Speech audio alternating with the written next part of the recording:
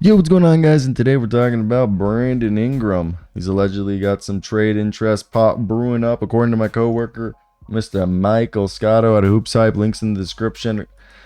And this rumors are that, yes, we're hearing that specifically the teams that are interested in Brandon Ingram are the Kings and Sixers are teams that have a bunch of interest in him. And the reason for it is that we also know that the Warriors might have a little bit. We'll talk about it, but primarily it is the Kings and Sixers. So Michael Scotto writes that one potential contingency plan if the Sixers fail to get Paul George is Brandon Ingram via trade. Another potential team to keep an eye on for Brandon Ingram is the Sacramento Kings around Harrison Barnes and Kevin Huerter, which would save the Kings money. I mean, not the Kings, Pelicans money, and the Kings would arguably get a better player in Brandon Ingram. Now, while talks have not escalated yet with Sacramento for Ingram, the Kings have separately dangled that general trade package of Kevin Huerter, Harrison Barnes, and what was the 13th pick, and it became Devin Carter. But because Devin Carter was so high on the Sacramento Kings board, he's not going to be in the trade. The new package is Kevin Huerter, Harrison Barnes, and future draft capital. So they're still going to dangle that package. And then you think Sixers, what would they offer? Probably draft pick compensation. I doubt Paul Reed, but maybe Paul Reed. So with that being said, let's go ahead and let's hop into the trade machine and let's talk about what this could look like. And yeah, so first off, Sixers can just eat this contract. They can literally eat it. And I'm trying to see if there was any player that they could hypothetically say a sign and trade for. And I know Kelly Oubre is expected to come back. I don't see any player that you would specifically say that it would be a sign and trade. So the assumption would be then the Pelicans would be like, okay, like we know next year's picks you have OKC, Houston's, or Clippers. So that doesn't necessarily interest us, but the 2028 pick of Los Angeles and the pick of Los Angeles, well, I think you'd only get one first and 2 seconds if a team like the Sixers were desperate. So you get 2 seconds, and then it'd just be Brandon Ingram straight up. He would then sign an extension, you would assume, and they can just do this because they can just eat the salary. The Sixers trade is the boring out of the two. And I've talked about Sacramento. A Sacramento trade, I'd have to assume no picks involved. You'd have Kevin Huerter, and then you just send Brandon Ingram, and you call it a day. The Kings get a better player, arguably. Pelicans take on. Well, Pelicans get an extra year of cheaper contracts in both Harrison Barnes and Mr. Kevin Huerter. So I think right there, while you watch this, I think it's fair. I don't know. What do you guys think? I definitely think it's an interesting one if you watch it, because you get rid of a shot creator for two good shooters and role players. And I think that's fine because you brought in DeJounte Murray.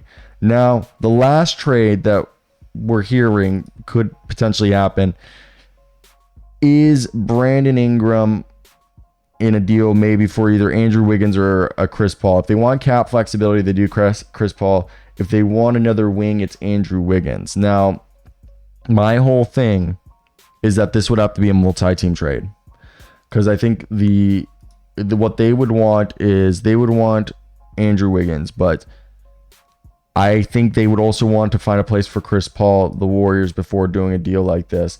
And that's why I think a team like the Blazers could be involved in a deal where you say, okay, how about you send us Matisse Thybulle and Duke Reith, the Warriors.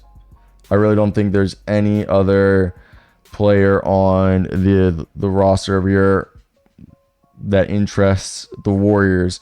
And the Warriors get themselves Brandon Ingram. And there's no guard on this team that's going to interest. Obviously, they would love Jose Alvarado, but he's not going to be available like that. And nor is Jordan Hawkins. So you would think then you'd send Andrew Wiggins to the Pelicans, Chris Paul to the Warriors. Now, the only other thing I could think of is they send the Lakers pick to the Warriors here. Over here, because they're getting Chris Paul as a way to get off of this money, I think the Blazers aren't asking for anything. If you added a fourth team, maybe the Blazers say, hey, we know you guys want a a point guard. So I'm trying to think of a point guard that you could go out and trade for who's kind of a veteran who is going to be available. And maybe the Bulls say Javon Carter. All right. Go to the Warriors, and over here they send, I feel like either Jabari Walker or Robert Williams would help them out, because I think Robert Williams in a deal would be incredibly useful for, I just want to know if they did a deal like this, how would they shed the money, or would they be able to shed the money? Because you just assume Torrey Craig, maybe they want to move off of Dalen Terry. The only assumption then for me would be you try to find money, because now I think the Warriors would be getting way too many players in this deal, and I'm trying to make this a huge multiplayer deal, because assumption Blazers get that, Warriors get him, and now I want to take off Dupe, send him to the Pelicans,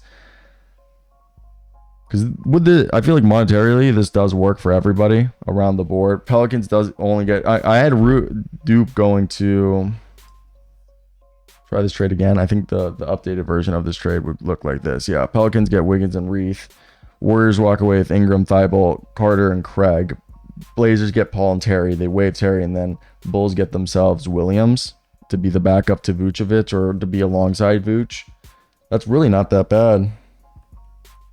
I just think when you're looking at, if you're moving Brandon Ingram, I think the Pelicans want to be walking away here. They save $7.6 million to get a backup big man, and they're also going to probably sign one, and they also get a new wing player who's cheaper.